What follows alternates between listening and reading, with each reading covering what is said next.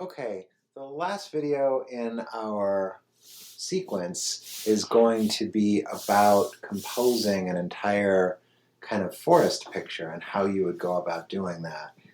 And there's a couple of different approaches.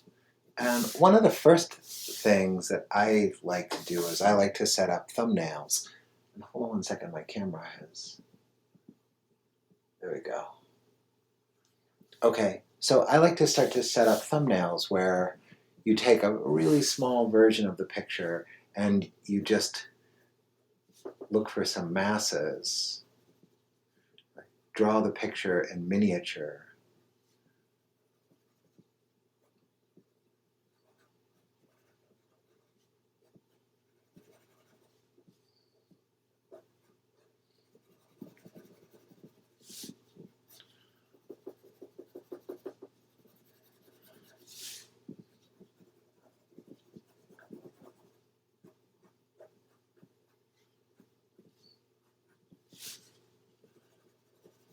I can imagine this as one tree and another tree and a couple of trees in the background.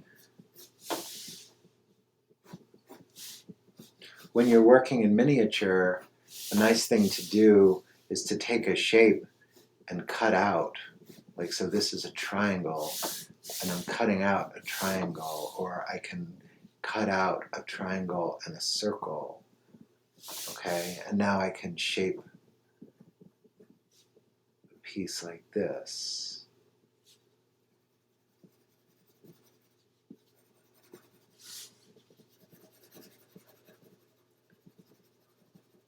Thinking overall of a dark section against a light section.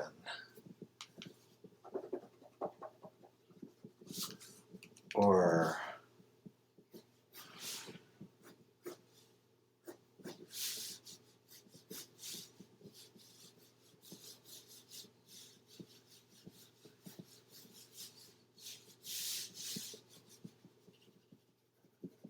so I subtracted 2 ellipses there.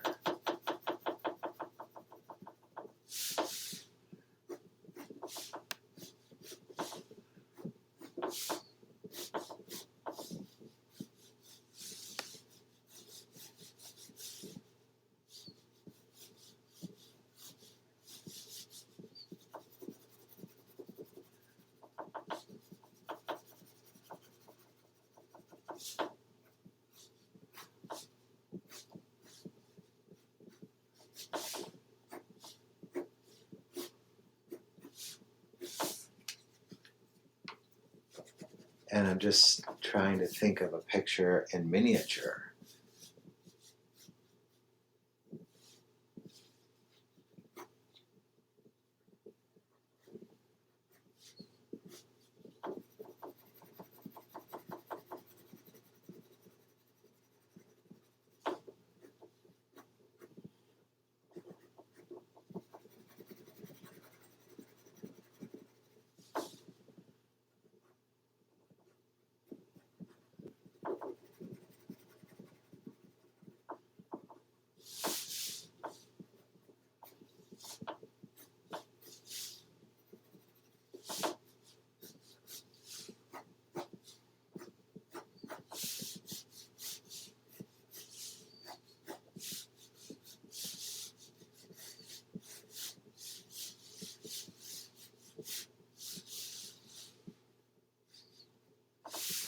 So I like this kind of shape in the background.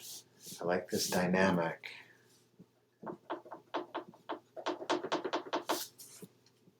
And this foreground shape.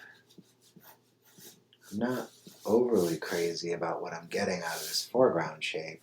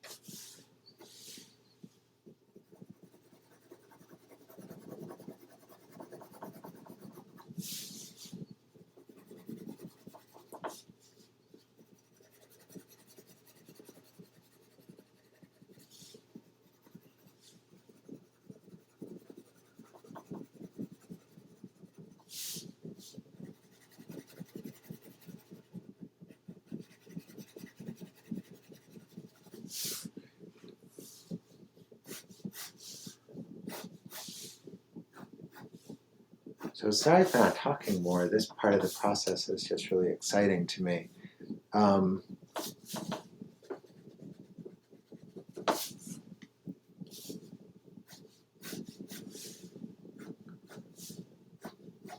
I'm liking something here. I'm liking this. And when I do that, it leaves that, which I think is really cool. It leaves this shape, which I think is really cool. So this is a kind of foreground element.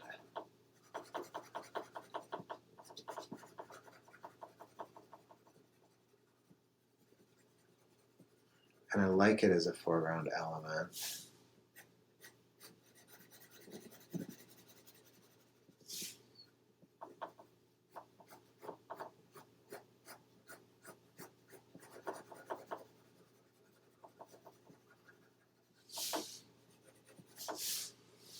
And then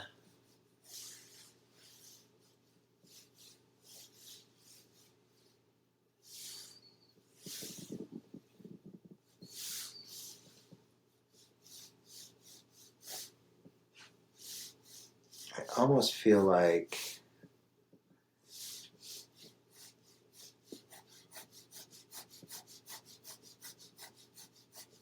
allowing a mid-ground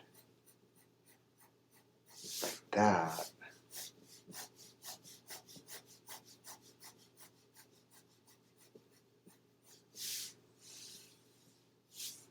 Or how about this?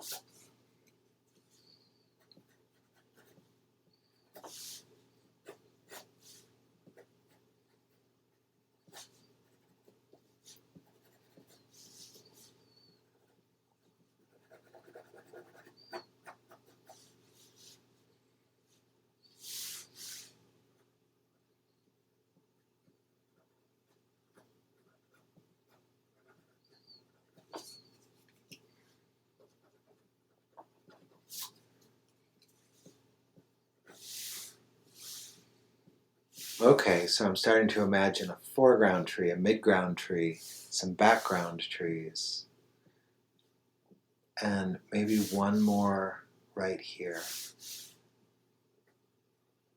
And I'm going to look for a kind of an interesting shape for a tree right there.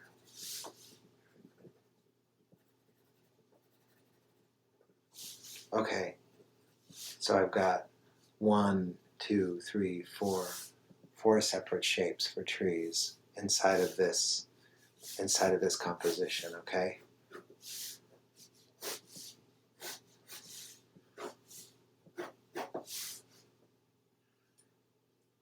Now I want to go back, and I'm kind of liking this composition, and I wonder, is there anything that I can do to make it so that I like it more? One thing that I'm considering is making it longer.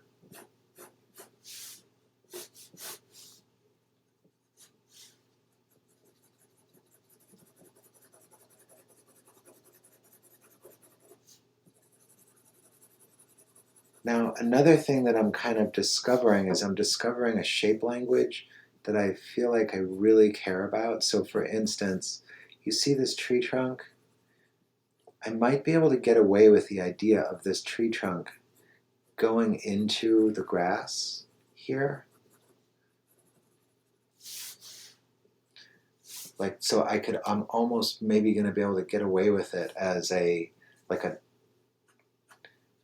shape like that. Like something about that cut I think is nice.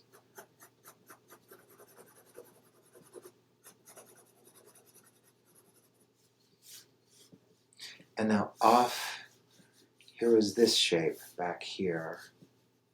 And I think I'm going to bring it in like that this time.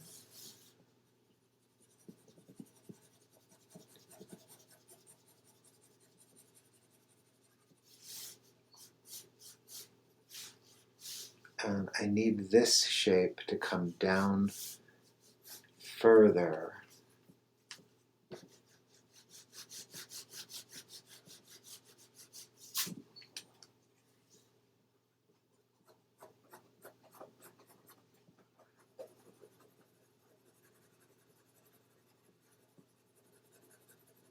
So what I'm doing is an overall tonal design.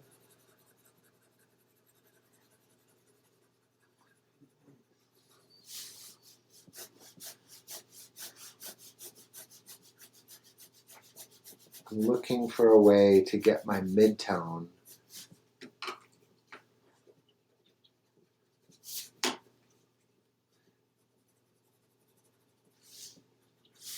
okay. Here's a darkness right here.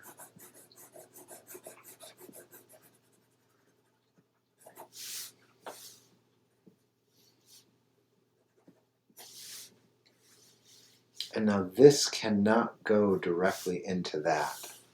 Okay, whatever happens with the branch from here,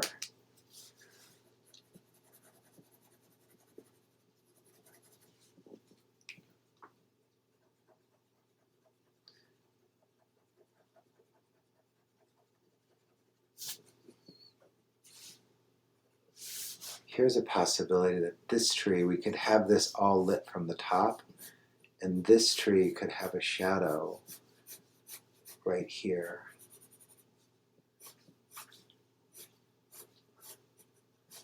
It's a kind of a nice opportunity to have some length into the drawing.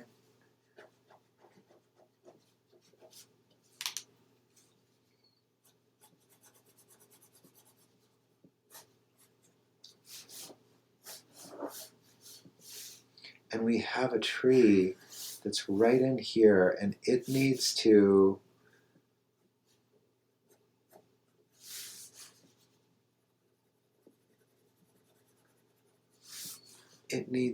stay away from that one, and yet comment on it and to some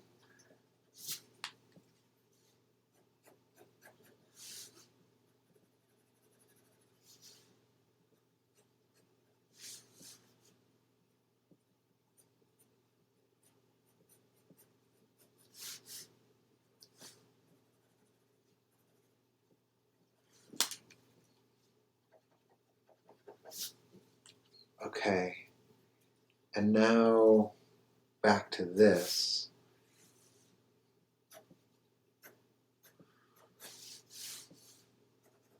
And what we're going to end up with is a break here.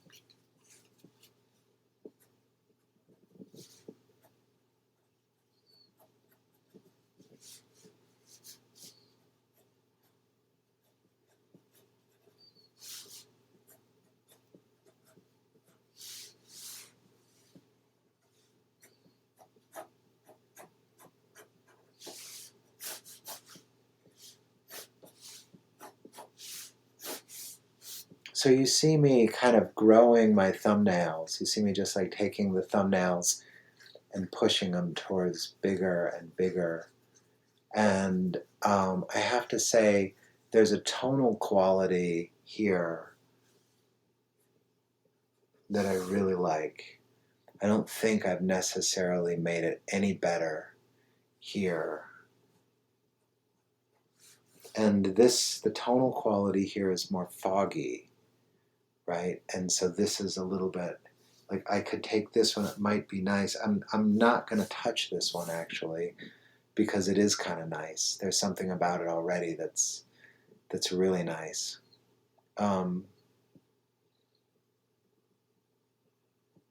There would be other approaches. So this would be a composition that I would then start to work on large. I would then go through and add to it the bark elements and the leaf elements, and I would start to work on it large. Okay. But what I want to do instead of doing that is I want to talk more about our composing of an image. So another method that we can use to find our way into a composition is to start to really seriously consider the space. So just a lot of times, one of the methods of drawing that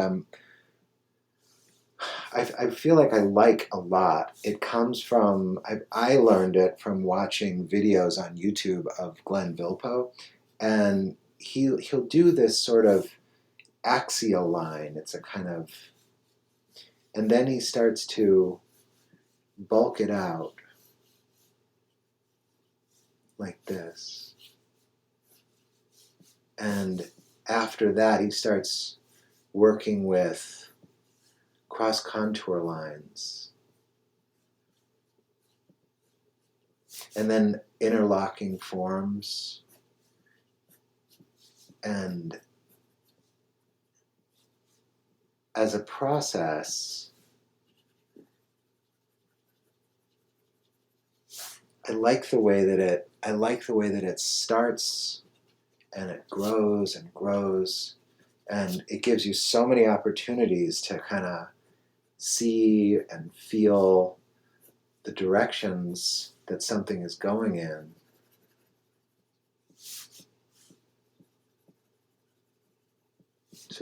It's a very gentle drawing method. And I think that we can take that same set of possibilities and I think that we can apply it to an image like this. So as a design process. So for instance, one of the things that's happening is you might start to search for the major axes of the major volumes, right? So let's say that we were thinking of putting in 5 major volumes. So I've got 1, 2, 3, 4, 5 major volumes. Okay, there, and those are the axes of those 5 major volumes. And now before starting to jump into like searching for contours or something like that, what another approach would be to start to, like, let's think of a ground plane, and I'm going to do this thing where I'm going to very gently move into the foreground, and I'm doing cross contour lines showing a progression from deep background into foreground, and I might try to go further back, and now in some sense I'm wrapping the floor plan in and around, okay? And now, same with these trees. Instead of going directly into seeking value-based or line-based outlines, I could start with cross-contour lines. And one of the most important things is to ask myself, where am I at in space? Like, so for instance, this one, now these start to go above my head here. So these are below my head, and now inside of this, I can use these lines to help me start trying to find volumes. And this volume, this direction of this volume is nicely accented by this direction and that direction. I want to come to this one and see what I can do, see how using this volume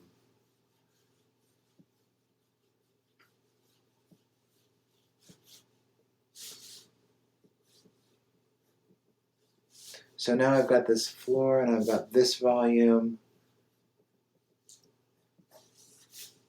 And this one, which I was intending on being a separate volume, at this point I'm considering bringing it onto this volume.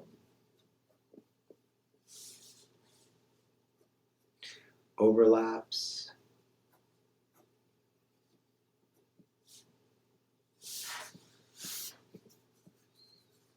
So 1, 2, and now what can I do with this third volume? One of the things about this third volume is it's moved into the distance.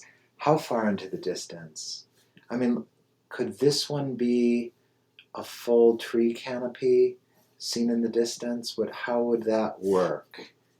One thing that I would need to do in order to start to develop that as a tree canopy in the distance is I would need to be looking up under it, like imagining now my horizon line is ending up about here, and so my cross contours, if this is a cylindrical form, my cross contours have to be shaped accordingly. Okay, and now I've got this form back here, this really nice big beautiful form in the distance, this beautiful canopy, and I can start to use light to reinforce that shape. So did you ever go into a forest and there might be some massive old tree in the distance, and it's such a powerful canopy that it prevents everything else from growing near it? And I'm going to kind of act like the light is coming down from above.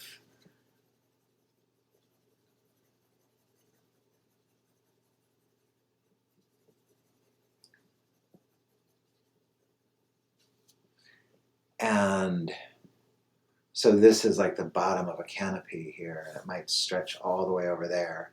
This is one of those like massive old trees, and it's going to have itself a really big shadow sitting on the ground.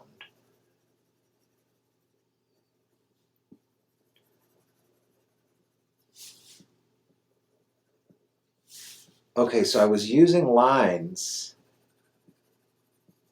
and I was using not just lines, but I was using cross contour lines to find volumes, to start to search for volumes. And now I've used a mass.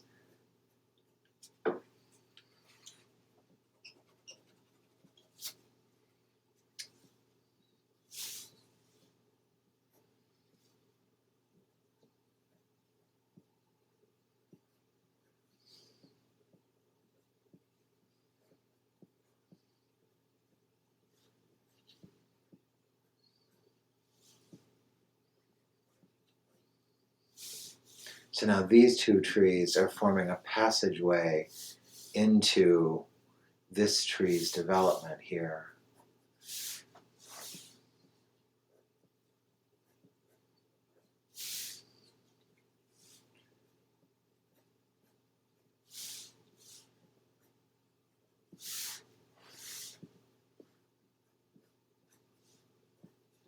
Okay, the turning of this tree here in the foreground feels really important to bring us into the drawing in this direction. I'm trying to, and now as I go about that effort, this cross contour line here that I'm working on building, I'm going to take that idea and amplify it into the ground.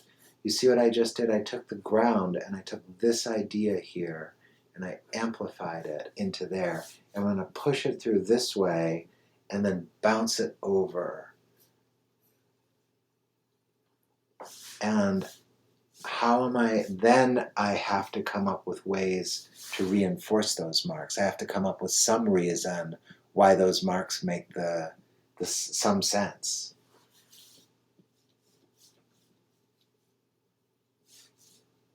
One thing that I could do is I could put a rock here. There's a rock in the foreground. And it's cutting into the picture plane in this way.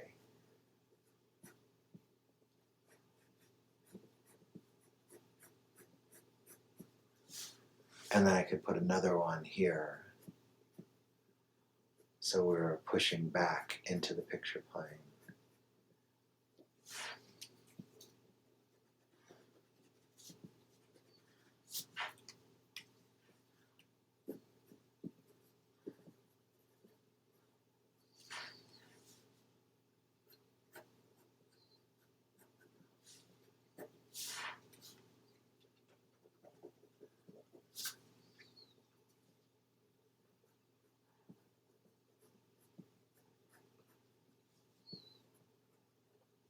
There's rocks on the ground moving into the background of this picture. So see how they're just these irregular shapes going backwards in this picture.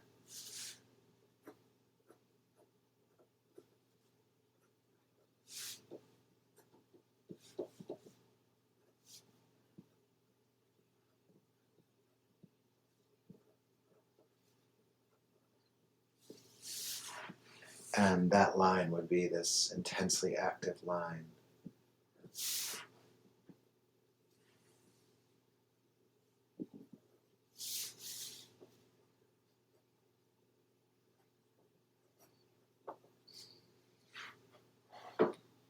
Okay. So keeping in mind now that foreground, moving further back, less detail, okay? And I could even go further back, like way back here, we could have little trees disappearing into the distance.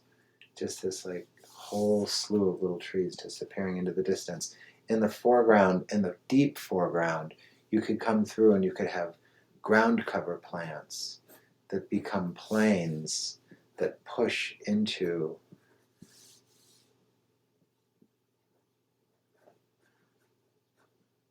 the composition in ways like this, or take space from over here and again work its way inward into the picture.